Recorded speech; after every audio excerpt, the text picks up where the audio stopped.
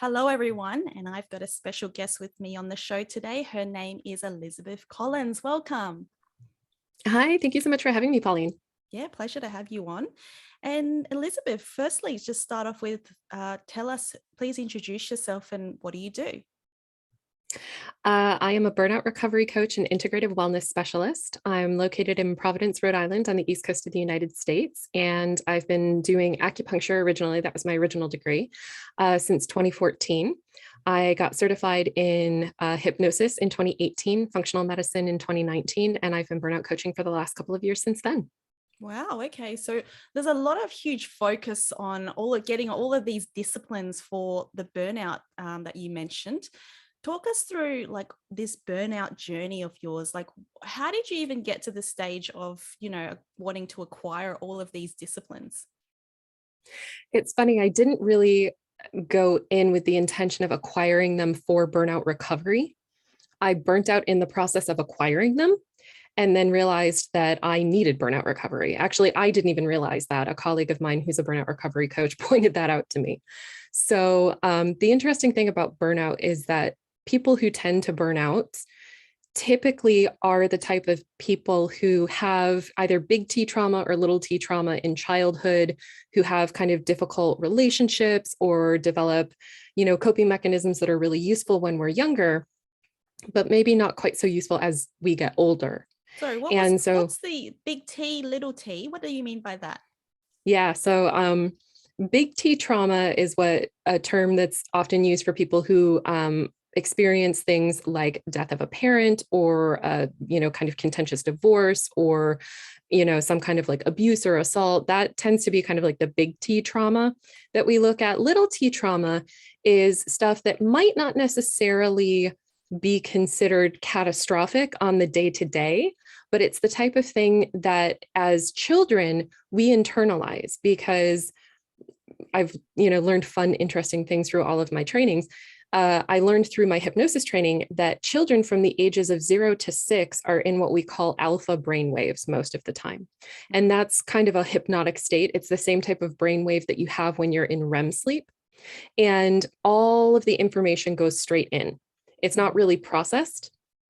So you can be, 4 or 5 years old going to kindergarten for the first time. And if you've grown up in a really loving environment and a really supportive household, and you go to kindergarten, and on your first day of kindergarten, you are kind of bullied by a new kid who has a red backpack, that can be a traumatizing event for you. That can be really tough for a 4 or 5-year-old kid who's not used to that kind of a thing. It's a little bit of a culture shock to the neurobiological system. And Mhm. so eventually what that does is that codes and sets into your brain. And if you go to the same school and you always see this kid with a red backpack every time you see him, it or her, it creates this pathway of stress and tension in your brain.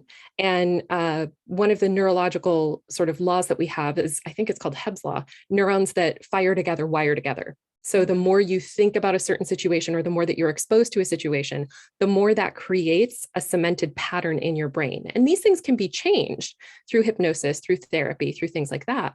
But it's that type of what we call little t trauma that creates a stress response or a coping mechanism. So you can be 30 years old and walking down the street in Melbourne and see a red backpack and immediately have a bad day and not even realize why. It's So subconscious. subconscious, yeah, subconscious and unconscious triggers. And that's kind of what life is. That's how we grow, is we're exposed to traumas and we learn how to cope with them. And sometimes those coping mechanisms are really useful and sometimes they're maladaptive, we'll say. Okay. So that is the difference between big T trauma and little t trauma. So most of us in some capacity have little t trauma. And then there are other people like myself who have big T trauma. My biological mother passed away when I was 13 months old. So that Mm. very much interrupted my pattern of how I make and break relationships with people. So if, as a child, when kids get into arguments or fight, because you're a kid, you're learning how to have relationships and navigate life. if one of my little friends got mad at me, I would internalize that and I would get very, very, very upset because I did not deal well with separation. So I had a lot of like separation anxiety. I didn't want to go to sleepaway camps because I didn't want to be away from my parents. Overnight trips in the Brownie Scouts that we had, the Girl Scouts, I didn't even want to do those. Mm. So those types of things throughout your life, big T trauma and little T trauma, kind of set up your view of the world. And so for Yeah. me, what came out of a lot of that was perfectionism. Because I had this loss of a parent, it sort of interrupted the normal way we develop and make and break those relationships and my relationship with love. So like I didn't understand inherently that I was lovable simply for existing. So I hang felt on. like I needed So you mentioned about because these traumas, can it happen at like any age, not just, I mean, it might be more severe the younger you are, but for you being the teenager and everything. So people can still experience big T and little T at, like, is there an age limit, or it can happen anytime within adolescence, childhood, it can happen adulthood? anytime.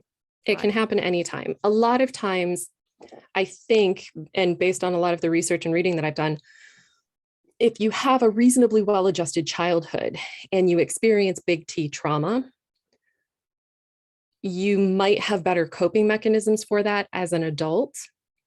Mm. You may seek help for it in a different way, and you may respond to certain types of treatment better, more effectively, more efficiently than if you had a sort of maladaptive childhood and then also experience that. Yeah. So big T trauma and little T trauma can happen at any time. And big T trauma is always big T trauma. That's not something to be minimized simply because you're experiencing it as an adult as opposed to a child. Mm. But depending on the upbringing that you've had to that point, all of the experiences that you've had as a child in your teens, in your 20s, all of that may play into how you react at that given point in time or how you recover from it.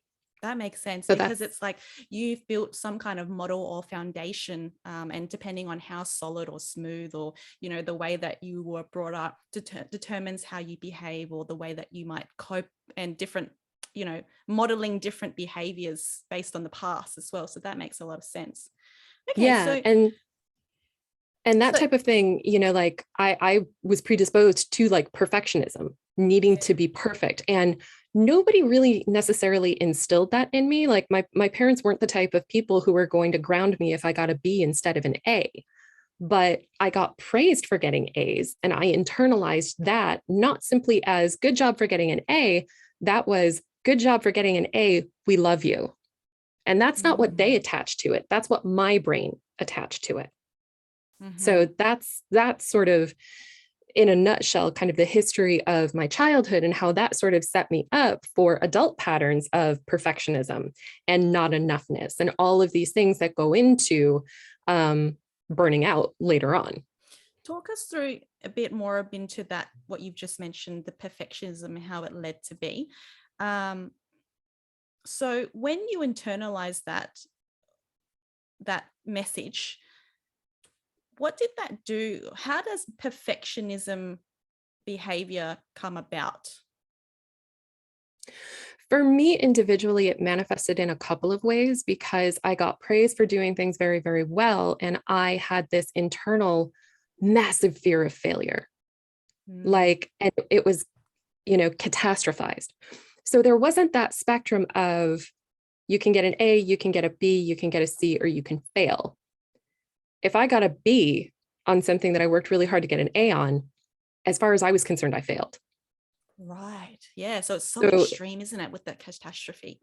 yeah, there was a lot of extremism and very black and white thinking, which is funny now because as I've grown up, into the person that I am now, I have very, very gray, Mm. or multicolored, however you want to look at it. Like I'm much less polarizing than I used to be. Mm. Yeah. So continue on with I mean, like, having that kind of perfectionism, what did that lead to, or how did that impact your life moving forward? My 20s were really interesting because I got a degree in chemistry and I was interested in medicine, but at 22, I wasn't really ready to figure out what I wanted to be when I grew up.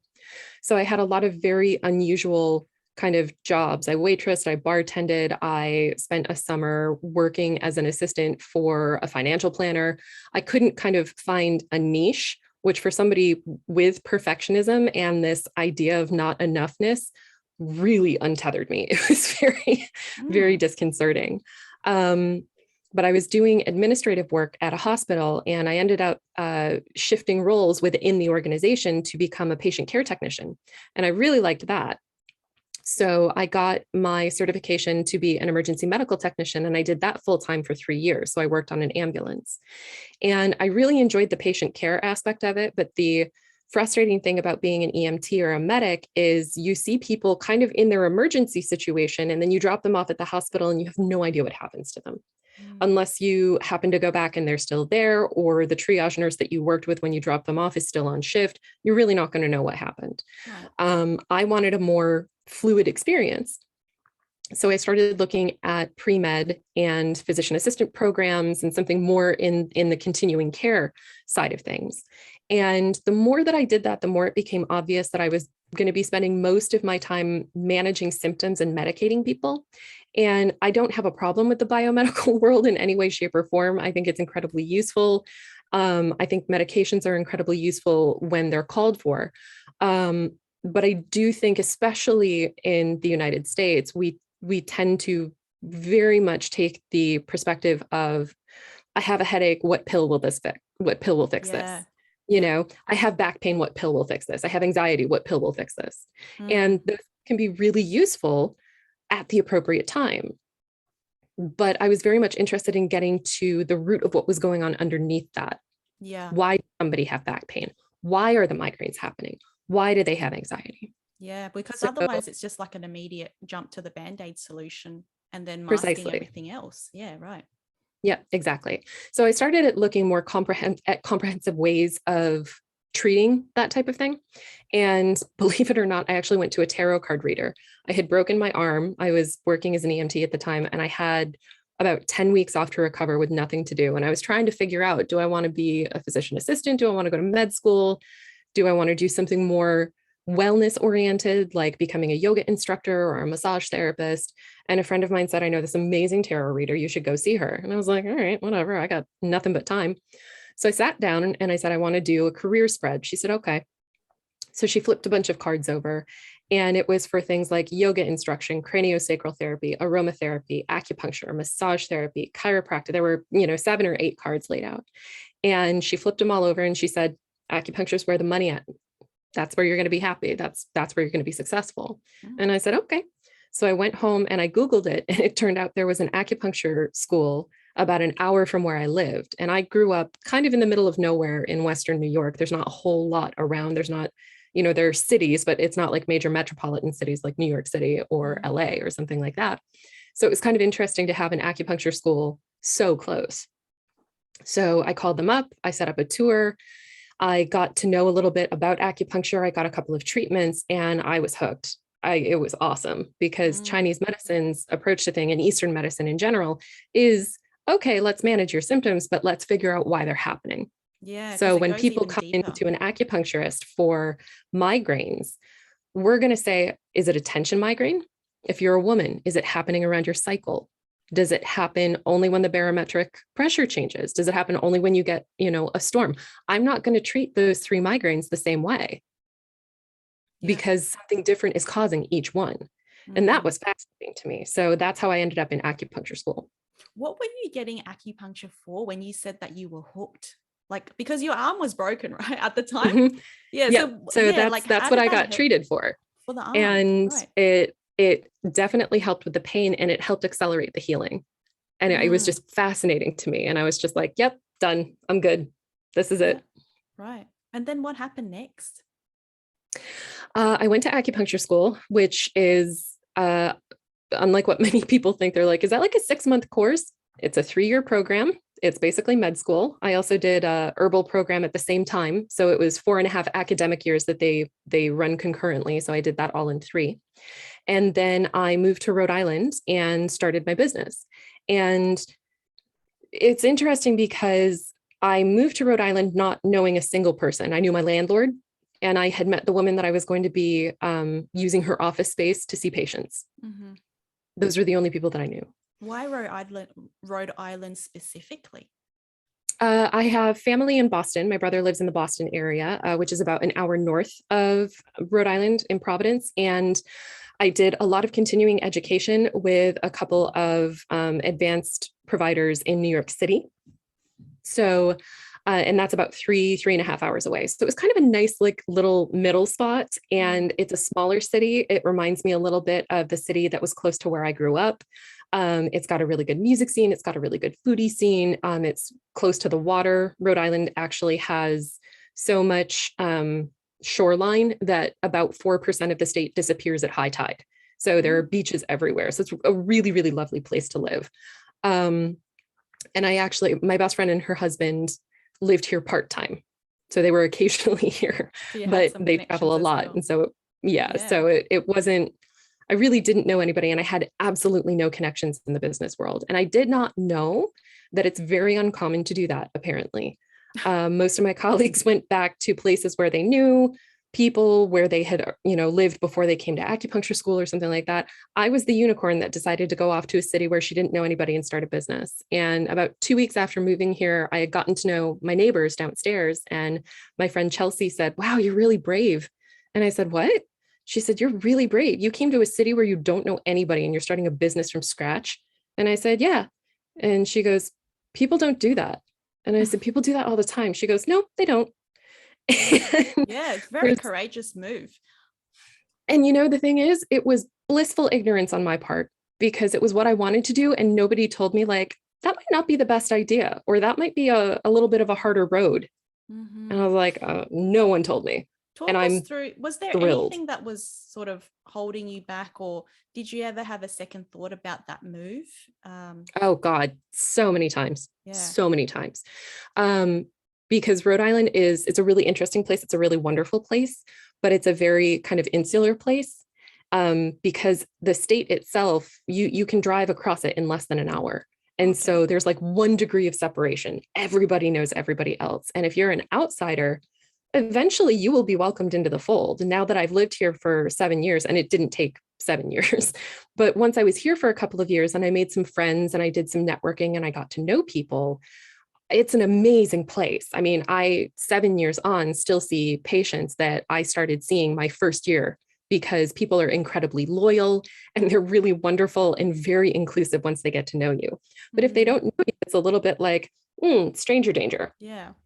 So to become a part of the community was very emotionally grueling, especially for somebody who has the perfectionism complex and the not enoughness, that feeling of not enoughness, and then being in a place where you feel like you're never going to feel like it's home. The first couple of years were incredibly grueling. It definitely was a bit of a Herculean trial to emotionally stick to my guns and say, no, this is the decision I made and it's the place I want to be. Talk us through that a little bit more, because you mentioned about the perfectionism side of things impacting your ability to settle within the first 2 years. People would be quite interested in, like, how do you deal with that, and what were some of the biggest challenges that were coming up, like in your mind, or things that you felt like it's just not enough, or you question whether you're doing the right thing or on the right path. It's interesting, especially like as a little green acupuncturist, brand new, you want to fix the world. You want every treatment to be the treatment every time. And it's hammered into us that, the longer somebody deals with a problem, the longer it's probably going to take to unwind that. So if you come in and you rolled your ankle yesterday and I treat it, you're going to see a ton of improvement on that. If you come in and you rolled your ankle 15 years ago, and you're still dealing with chronic issues from that, your body has had time to settle around that. Your body's had time to get used to that and create almost a new normal out of it. So when I try and treat that, the body's going to go, no, that's not our normal. This dysfunction is our normal. So it takes a little bit more time. And there's also a patient participation component of getting better. If I give somebody exercises and they don't do the exercises, it's like physical therapy, you're not going to see as much improvement. you know, Mm. if I say, go home, don't eat raw or spicy food for a couple of weeks because you're healing an injury and you don't want your energy going to your digestion, you want it to, going to heal your muscle or your bone. And somebody says, well, I'm not giving up, my chorizo and sushi, that's going to take longer. And so there are a lot of things that impact the healing process. But as a new practitioner, in my mind, because of my perfectionism, my only job was to make people better as quickly as possible. And if I wasn't seeing the results that I wanted to see, independent of what was happening outside of my office, because I couldn't think that far ahead or look outside of that with those blinders on, that really took a toll on my mental health. And that's Mm. where that perfectionism kind of played in, is that for the first couple of years, I just did not feel like I was the practitioner I could or should be, when a decent chunk of that actually didn't have anything to do with me. You talk about that, and heaps of people would actually experience this where, you want to go in, whether you're a therapist, whatever kind of practitioner, when you're in that kind of helping profession, you want results for people. And that also reinforces, your ability to deliver as well and your skill set. So when you say that outside of work, where it starts to impact your mental health, what was the toll, like the journey of that toll, and how did it sort of progress? I could not shut my brain up. I could not turn it off. And so work left the office with me and it came home. And, in the process of building a business, there's all the other stuff you have to do. I decided to build my own website. So I would go home and I would be ruminating on whatever treatments I had given that day, and also trying to, Be code creative. and be creative and do all of this other stuff. And I'm trying to go out and network and I'm trying to market. And we didn't really get business courses where I went to school. Mm. I got an acupuncture degree, not a business degree. And so all of these other pieces that go into running a business and to being an entrepreneur, you're wearing all the hats. It's exhausting. And then you layer on perfectionism and not enoughness and an inability to turn off your brain. And that is an absolute recipe for burnout. What did you do to be able to push through all that, or manage that for yourself? Like, did you recognize it at the time, or is it something that slowly, uncovered? I did not recognize it at all because I thought that this is what building a business was. Because again, nobody told me there was another way. And I wasn't building my business based on my own values. I wasn't listening to my intuition. I wasn't listening to my internal compass. I Mm. was listening to what everybody else said was supposed to be successful. So I wasn't actually creating a business in alignment with my values. For the first couple of years, I worked on Saturday mornings because everybody said, you'll get more patients if you work on Saturdays. I hate working on Saturdays. I have a Mm. full practice right now. That wasn't necessary, but I was listening to other people instead of trying to build a business based on me as an individual, which also made it more problematic to build because I wasn't bringing my own authenticity to it. Yeah, and it's so important that everything is in alignment with your values. However, what you mentioned in terms of the, you know, going into things thinking, especially building a business, there's that innate mindset of like, it's all about the hustle and grind. And this is Those are normal. those are two of my least favorite words. If I never hear hustle and grind ever again, unless it's in a song, unless it's in like some EDM or something like that, like that's the Mhm. only two places that I want to hear those words. Like, Yeah, in because real I life, no, hate no. the concept of hustle and grind. It's exhausting. Just listening to it is exhausting. Yeah. And I'm, still developing aspects of my business, but I don't hustle. If I need to take a nap, I take a nap. If I Mm. don't want to do something, I don't. If I resent doing something so much, I outsource it. I'm in network with insurance companies and I build my own insurance. And I'm a bit of a, again, perfectionist. That's always going to be in the background. Still That's there. something I have to keep a weather eye on. But eventually I decided this doesn't take so much of my time that I can't do it, but it takes enough of my energy that it's not worth it for me to do it. Yeah.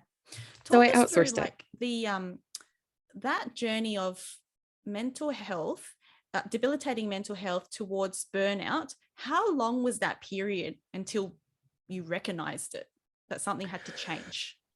From probably, well, realistically, from my early 20s until 2 years ago. From the perspective of my business, from the moment I started my business until 2 years ago. And the reason that I ended up I didn't recognize it. Like I said at the beginning, my So coach how did. long was that period, would you say? So 5 years. to 5 years. Wow, that's a long time of like That's a just long being in time. the mental health burnout mode. Yeah. And I was in that before. I still had, the perfectionism, but it was at school or it was as an EMT, so the perfectionism thing has been a staple of my personality for a very long time. But from the time that I started my business in 2014 to August of 2019, I was functioning in my business 100% in burnout mode. What was the pivotal moment that led you to realize that something had to change or that you were actually in burnout? So I contracted with a couple of outside companies as an independent contractor. So, people find me on Google or they get referrals, but I also worked with a couple of organizations who would refer their own patients from other disciplines to my office if they couldn't get in with their own providers. And one of those made up about half of my patient base. So it was a very large referral basis for me. And probably around June, July of 2019, they kind of wholesale started to pull back on referring to outside providers. So it wasn't something that had to do with me specifically as an individual. It had to do with all of the independent contractors that they worked with. And that gutted my business. I lost almost half of my patient base, probably a little more than half of my patient base overnight. And I could barely survive on that number of people. And I wouldn't survive long on that number of people. And I contacted a colleague of mine who had just started burnout coaching. She was also an acupuncturist. And she had graduated from a school in California and immediately moved to Poland to be with her husband because he was originally from Poland. And she started an acupuncture business from scratch there. And then 6 years later, they moved to Prague and she did the same thing again. And she was wildly successful. By the time they moved back to the US a couple of years ago, she'd given over 30,000 treatments and she'd had a 3-month waiting list while she was in both places. And she was the unicorn. She had done the thing. So I reached out to her and I said, hey, would you be willing to kind of share your secret sauce and tell me how you built your business so successfully? Because mine is collapsing like a flan in a cupboard right now. And I don't really know what to do about it. And so we had a chat for a little bit and she goes, you're super burnt out. So I could tell you how to rebuild your business, but the truth is I built both of those practices and burnt out twice, both times. Right. She's like, I'm not going to tell you how to do it that way because that's not a sustainable way to do it, but I will work with you through your burnout and help you recover from that. And in the process of that, I'm virtually certain that your practice will bounce back in no time. And as soon as I started working with her, I think I booked 10 new patients in 2 weeks. Wow, so that's incredible. It was mind blowing. That's very interesting because that's the thing is one of the things that I was reading up about burnout is that when you are in burnout, you usually don't recognize it when you're the victim as well. Yeah. So that's why I asked that question, like, how did you recognize it? What would you say, what's the difference though, between you being in burnout and, having a collapsing business to you being able to pick yourself up again through obviously her support and guidance and everything. But what is a key or a few points of difference that you notice in the way that you perform and that you operate? Post burnout, you mean? Post burnout. Yeah, or throughout my recovery, phases, isn't it? Because you've got to first do the burnout first. I mean, were you willing? Like, when she mentioned that you were burnt out, did the penny drop? Were you recognizing, or was it because you could be in denial for a while, you know what I mean? I was so relieved. Now, I am also somebody who's been, who has seen therapists. I started seeing a therapist when I was 19, and I've often gone back to that during periods of emotional difficulty.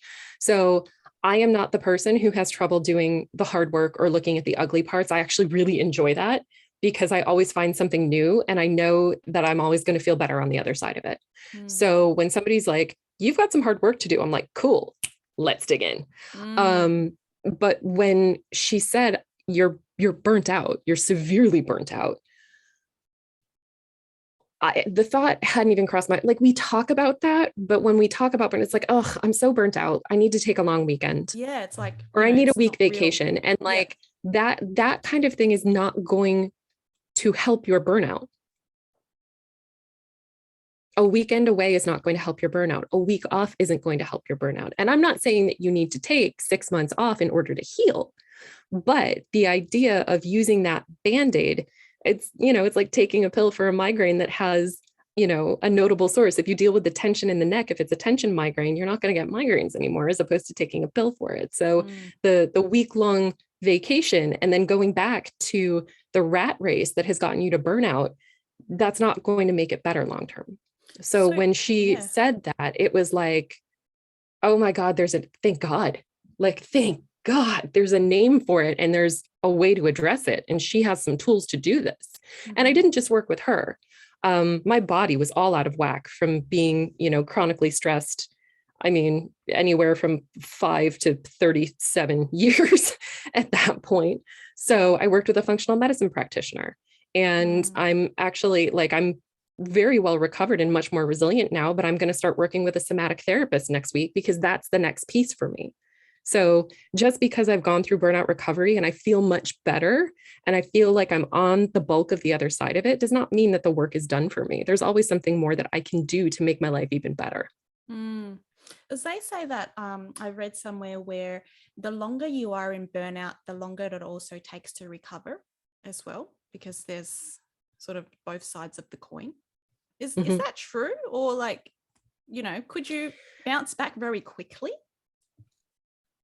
I wouldn't necessarily say that that's true because I think it's very much an individual case by case basis. It depends on how long you've been burnt out. It depends on how willing you are to make the necessary changes, how able you are to make the necessary changes. If your job is burning you out, but you can't get out of it right away, it's like, okay, can we create a 6-month plan? Can we create a 1-year plan? Usually in that case, if somebody's like, I love my job and I love what I do, but it's doing this to me, it's like, okay, if you woke up every day for the rest of your life and this was your life, how long can you do it? Yeah.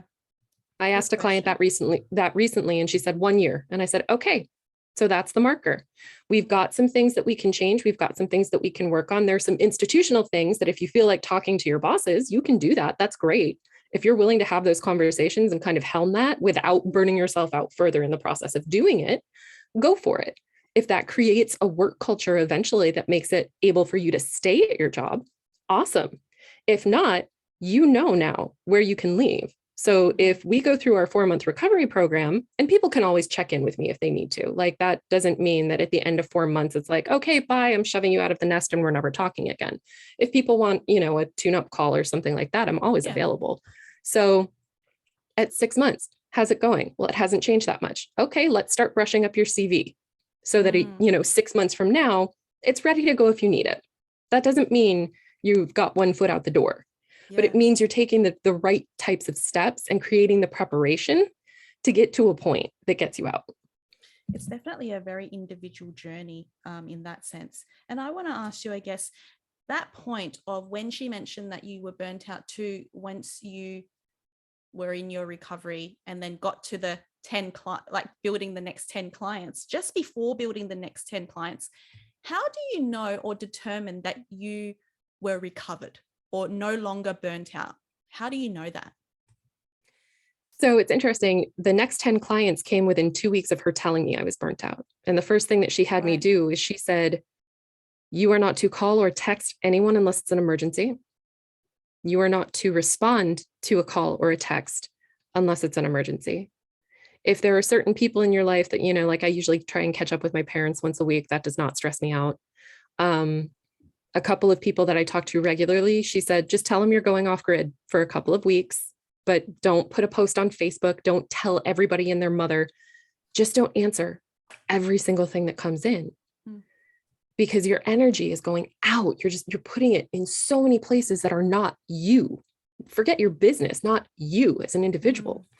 So I basically didn't speak to almost anyone other than my patients for 3 weeks. And at the end of that 3 weeks, I messaged her. I had 10 more clients and I said, can I do this more? Can I do this forever? She was like, yes, you can, because you are in charge of who you talk to. So my friend group is still very big. I talk to almost nobody. And it doesn't mean that I don't love them. And it doesn't mean that I don't miss them. And when I see them or do talk to them, we still have meaningful interactions. Like nobody's mad at me about this, but my energy is home for me. Yeah. And so that was kind of where that started. And throughout the process of, and that was a big boundary that I needed. So that's one of the things that we work with in burnout recovery is creating better boundaries. You know, where do those need to be? Where's your energy going where it really doesn't need to every single moment of every single day? So just putting some of those boundaries in place was really useful for me. And I would say I was feeling a lot better about 6 months in. And we continued working together for another 6 months. Maybe 4 months. So it's about 10 months mainly in. on the burnout side of things, like on the wellness side of things, or actually helping you with your business as well? That was mostly on the burnout side of things. And the burnout side of things, the coaching side of things was helping my business significantly. And I wasn't at a point where I could financially address the physical stuff because I did need functional medicine testing. So I started working with Kate, my coach, in August, and I think it was probably maybe April, May of the following year that I reached out to a functional medicine colleague of mine. And I said, okay, I can run all of these tests myself, but I like to go to other people. I like to get the support because again, I'm a perfectionist and an overanalyzer. I'm going to overanalyze anything. So I was like, nope, I need an adult. So I reached out to a colleague and I said, can you run these tests and just do all of the analysis for me? She said, yep, absolutely. And that's when I started addressing my physical health. So I am able now as a coach to combine those two things. But that's sort of where I was in my personal journey. So that's why it took me a little bit longer. If I had been able to sort of hammer all of that out at once, I think my recovery would have been maybe 6 months to a year, as opposed to the like year and a half that it actually took. And once I started addressing the physical issues, like I live in a northern climate, so we have very long, cloudy winters. I had a scorching vitamin D deficiency. And that's not the case with everybody, but that's one of my markers. And that was so low. It was 20 points lower than the lowest point that it should be on the range of what is healthy. So in a functional medicine panel, 35 is the lowest that it should be. That does not mean that if your vitamin D is 35, you have enough to function optimally. It just means that's kind of the cutoff that they consider you clinically deficient. Mine was like 14. It was something ridiculous. So 2 or 3 weeks on vitamin D and oh my God, I had energy again. I was sleeping better. You know, it wasn't a cure-all. I still had other physical things to address, but it improved my mood. I wasn't as foggy-headed and cloudy. I could think more clearly.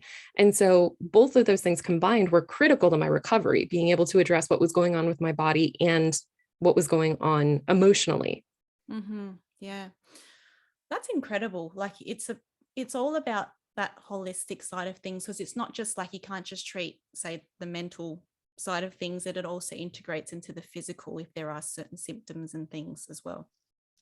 I'm really curious about how life has changed since going on to the other side with your business and your life, and you know, with this new increased energy and awareness as well. Talk us through a little bit about that. I am so much more in touch with what I need on a day-to-day basis. Instead of looking externally and say, what do I need to get done? I'll look at that and then I will flip that back on myself and say, what do I have the energy to do?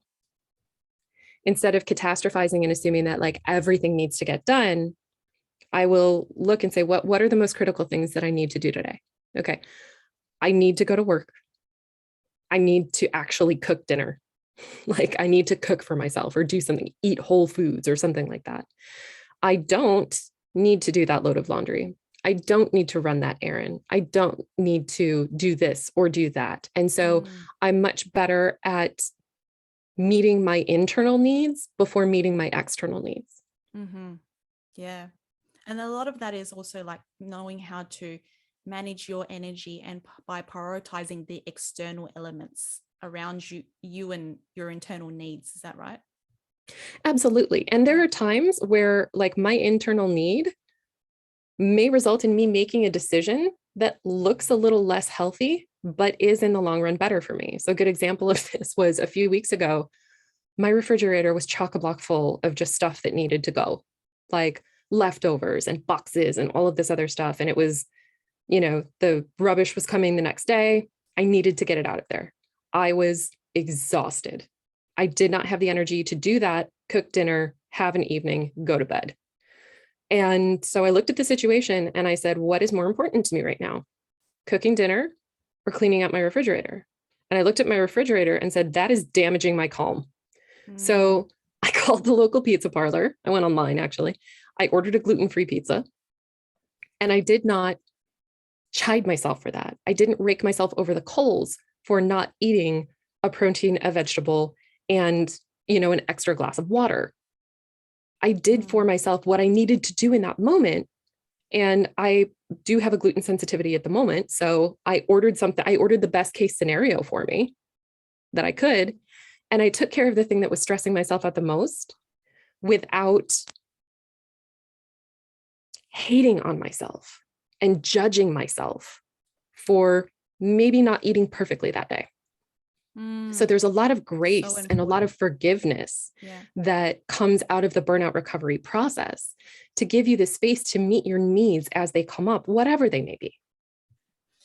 And from what you've mentioned as well, it's all about making the different decisions for yourself in your best interests. And I guess it comes back to not beating yourself up about it once you've made that decision as well, which is hugely, can contribute to the burnout as well internally when you're just having all this self-talk. Yeah, absolutely. And one of the things that I do with most of my clients is I actually do a core values exercise. So what is most important to you? Because what's most important to you is not going to be what's most important to me, and it shouldn't be. My values shouldn't apply to you. We're different people. So I recently redid the exercise for myself. And the first one, the action statements usually go with it so that it makes it more tangible and more, you can put it into action literally in your day-to-day life. So mine was something like, I will prioritize my well-being. But in my mind, my well-being is my mental, my physical, and my spiritual well-being, and whatever is taking priority in that moment. So as a part of my physical well-being, I want to eat better. So I've started making a roast on Sundays because my weekdays are very full with work. But a roast is something that I control the ingredients of. I can put in the stuff that I want that will be good for me, and I can eat that throughout the week. So it's a little bit less cooking that I have to do. That's a way that I prioritize both my mental and physical health. But in those moments that crop up where I'm like, you know what? I need to clean out the fridge. I'm going to order a pizza and I'm not going to feel like crap about it. That's where I'm prioritizing my mental well-being, maybe over my physical well-being, but not to the long-term detriment of myself. And so that's my value. That's where that comes from. That is my primary value. If your primary value is flexibility and you're burnt out, maybe you're going to make a roast on Sunday and then you're going to order a meal delivery service for the rest of the week. So that you don't have to cook at all, and you know that you're going to get really good food. When you mention about the values piece, the values, does that also come into play in terms of, that's, say, the health and all the other things, a big part of it. What about your business? When you mention about building a business according to your values, how has that all changed as well in the way that you work now? One of my values previously was and it's still important to me, but it's not in my top 5 because it's not something I need to be reminded of anymore, was curiosity. And that was a real, real big one when it came to my business in particular, because I'm working with clients.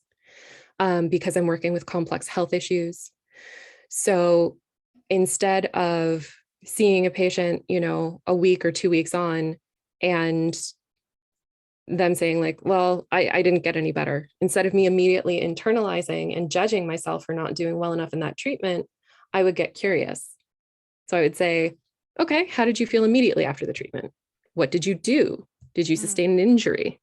Did you not do the exercises? So that's one place that came up.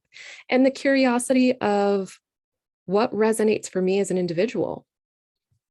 How do I want my business to look? I don't have to build that based on somebody else's values. So what does that look like for me? Yeah. And take some time to figure that out and play around with it. Try some stuff. If it doesn't work, that's okay. It doesn't mean you're bad at it. It just means that the way that you're doing it in that way, shape, or form isn't best for you as an individual. Yeah, that is so important to recognize, because these days there's so much choice. There's so many programs and things like out there that people just gravitate to, hoping for that result and that quick thing, or she did it or he did it, and I should be able to get the same thing. But then it's like, you can surely try it, and that strategy 100% may not work for you as well. And it's about grabbing those bits that do work and integrating it, but then also finding, that question you said, how do you want it to actually look like? How do you want to feel about your business?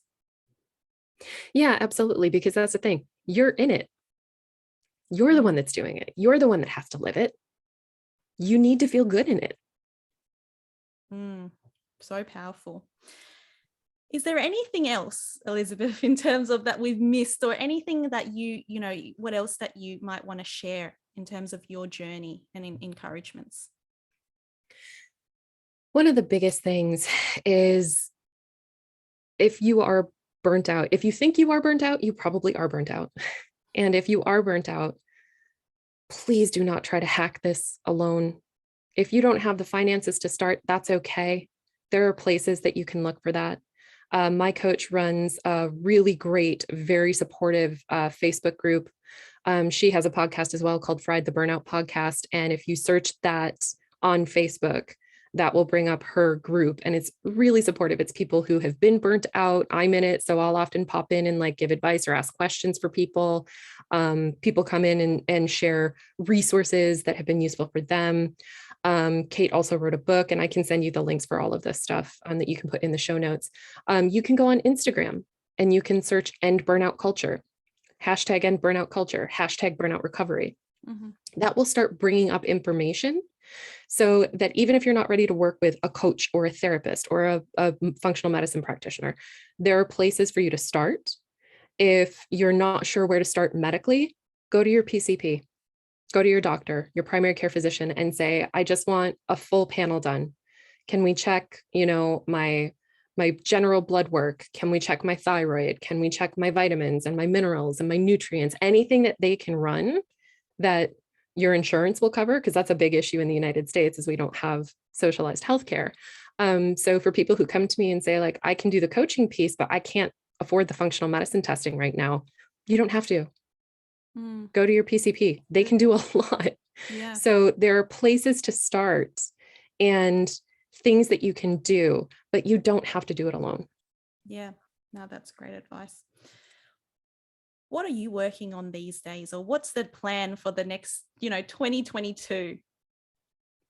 Mostly I'm just interested in getting to work with more people, and kind of getting the message out, especially because so much of what burnout has been centered around, when it was first kind of created as this buzzword, it was focused on people in the medical community. So doctors, nurses, people who work very long shifts, people who work rotations, people who do really grueling residencies.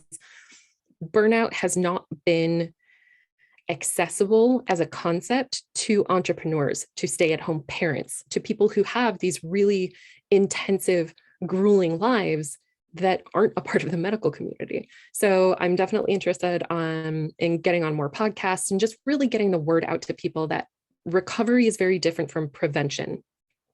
If you look at things for burnout and you're seeing you should eat healthy and you should meditate more and you should exercise more, people who are already severely burnt out cannot, in most cases, meditate. Your brain actually shrinks a little bit. It will recover. Don't worry, it can grow back. But your brain does shrink, and the left and right hemispheres of your brain don't communicate as well. And it makes meditation very, very hard. So usually I will tell people to start with a 1-minute breathing meditation, do a guided meditation. I actually just recorded one specifically for that reason, because it makes it very difficult to access tools for burnout prevention when what you need is burnout recovery. Yeah. So getting the word out about that is a really big part of my mission in the next 12 months. Yeah, that's a really important distinction as well to have, because there's a lot of, we don't really know, unless you've spoken about it, that there are different stages of the burnout as well. And things, obviously, strategies in the prevention don't work for the recovery as well phase. Yeah. Okay, cool. And now that we've come towards the end of the conversation, I want to ask you a couple of questions. Yeah, And absolutely. the first one is, now that you've been through such a journey on your own, and you've gone into the recovery, and now you're on the way to continue to help many, many lives out there, what does fulfillment mean to you? It's a really good question. And if it's okay, I'm going to sit with that for a second, because I want to make sure that what I say is true.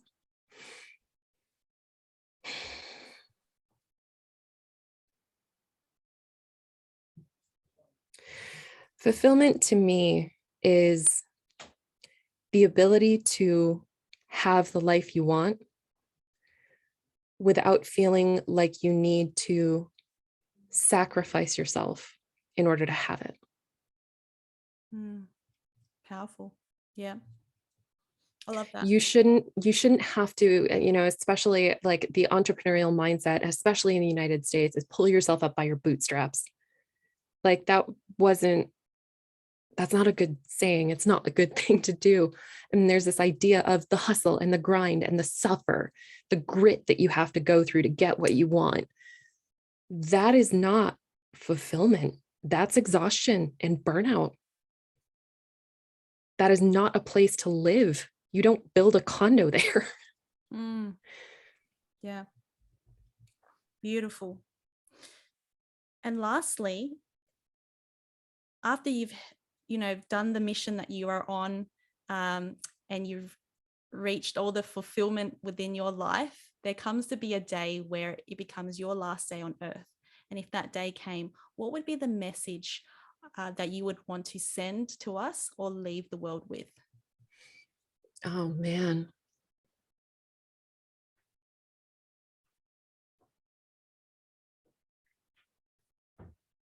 No one has the capacity to love you as much as you can love yourself. So true. And so heartfelt too. Thank you so much, Elizabeth, for sharing all your insights and wisdom on the show today. Oh, thank you so much for having me. This is an incredible conversation. I really, really enjoyed it. Yeah, thank you.